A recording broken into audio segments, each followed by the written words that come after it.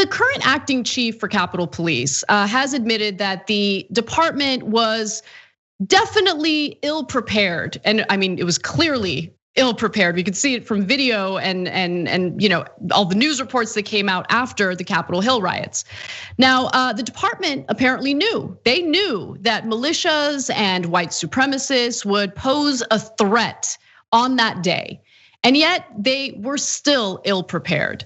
So let me give you a little detail into what Yogananda Pittman, who's the acting chief of the Capitol Police, told the House Appropriations Committee. She called the insurrection a terrorist attack and offered her sincerest apologies on behalf of the department. Pittman also said the department was aware of a strong potential for violence targeting Congress and did not take the appropriate steps to prevent it. Now remember, the previous chief, the person who was in charge of Capitol Police when the riots were happening, was forced to resign. But Pittman has been in a leadership position within the department as well, and some are calling on her and other components of the leadership to essentially step down because of how much they failed that day in keeping the Capitol safe. She also told Congress, quote, "Let me be clear, the department should have been more prepared for this attack. By January 4th, the department knew that the January 6th event would not be like any of the previous protests held in 2020.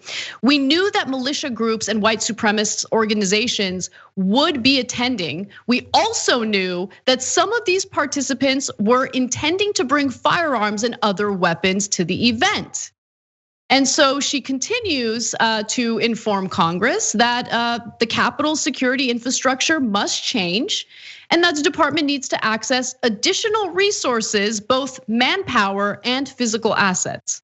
So additional resources, that's an interesting statement. Now she brought up the fact that their radio system wasn't working properly, and maybe that's what she's referring to regarding additional resources. But it appears that there was a ball was dropped when it came to requesting cops for that day. Like someone dropped the ball, and I'll give you the details on what she's alleging in just a moment. But John, what do you think about her testimony so far? Yeah, I mean, it seems consistent with what we've heard in like on to the 6th and in the immediate aftermath of it. It seems consistent with that. It seems consistent with, we had been talking about the likelihood that there was going to be chaos, not necessarily to the extent that there was, but that a lot of people were going to be going there, and a lot of them believed that the future of America was on the line. If you had been warned that and you dispatched 8 cops, that seems like a big issue. And yet at the same time, we do have to bear in mind that at least one person has lost their job, which means that while there hasn't been much accountability, there's been more accountability for the people who didn't prep properly for it than there have been for the people who caused it to happen in the first place, which that seems a bit bizarre too. Yeah. And so let me talk a little bit about the leadership and what allegedly happened behind the scenes regarding requests for additional officers. So Pittman confirmed that members of the Capitol Police Board initially declined a request from Sund, okay, so that was the previous chief, Stephen Sund, on January 4th to declare a state of emergency and authorize a request for National Guard support. Now, former Capitol Police Chief Stephen Sund said that he informally contacted the DC National Guard to see how many people could be sent to the Capitol on short notice. Sund said the now former House Sergeant at Arms, Paul Irving, wasn't comfortable with the optics of formally declaring an emergency ahead of the expected protests over the presidential election certification. Fascinating, that's really interesting. Yeah, I mean, there were some optics in response to Black Lives Matter protests that didn't really seem to be a problem for authorities. I mean, we didn't hear many of them speak out about the optics there. They seemed very well prepared, overly prepared to respond to peaceful protesters. And with Donald Trump's demand, they decided to rain terror. Authorities, federal agents decided to rain terror on both journalists and demonstrators last summer. But when it came to this, when it came to these militia groups, these right-wing gangs who had been openly planning to do these riots on social media, it is kind of curious that A, they knew about it, they knew that it posed a threat, and B, they were much more concerned about optics than ensuring that they were prepared to respond appropriately to what we experienced a few weeks ago at the Capitol. Yeah, well, at least it ended up not being optically an issue that whole day. And in terms of the optics, are there people who would have preferred that for some of these protests, they like, for instance, back in the summer BLM protests, or even some of the Capitol protests in the early fall, that there hadn't been enough cops to take an Iraqi city? Sure, that optically doesn't look amazing. But is that like in our top 10 complaints about the way those things went down? Like, the issue isn't seeing that a cop has pepper spray, it's them spraying literally everyone they can see in the face with it. It's not them having a bike, it's them hemming people into walls with the bikes. It's what they do that's the problem. Cracking skulls is the problem, not just having a billy club. It's just such an evasion. Like that's not an explanation for why there weren't twice as many or 5 times as many cops that they were worried about optics. That just does not actually make any sense. I'm trying to be reasonable because we want to get to the bottom of this, but I don't buy that as something that actually motivated their choices.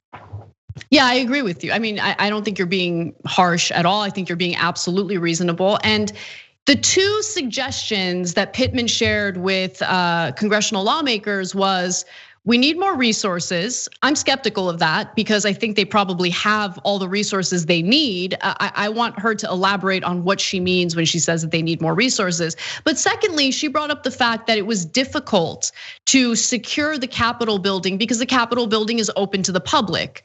And so what is that gonna lead to? Are ordinary people gonna be heavily restricted from the Capitol building as they are, of course, with the White House? Again, like, if the outcome of this is to place more restrictions on average people who did nothing wrong, or if the outcome is that we need to spend more taxpayer money on pumping more resources into Capitol Police, like, I don't think that's not the solution. No one's talking about doing a robust investigation into who's employed in these police departments, who's employed in the National Guard. There are white supremacists within their ranks. So is anyone gonna have a discussion about doing something there? There are real systemic issues there that need to be addressed. Immediately jumping to, we need more money, or, it looks like we just give too much access to these buildings to ordinary people. Not the solutions I'm looking for personally. Yeah. Right, on that particular day, definitely, since they had the intel indicating that there were threats, restricting that area makes sense. I'm not saying leave it open and free to everyone at all times. But what I'm also saying is, on some random day when students might want to go check out the Capitol building, they shouldn't be restricted from doing it because the Capitol Police were too incompetent or complicit in what happened on the day of the riots. Yeah. And also, and this is basically an honest question. Was the Capitol building totally open on the day they were certifying the Electoral College votes?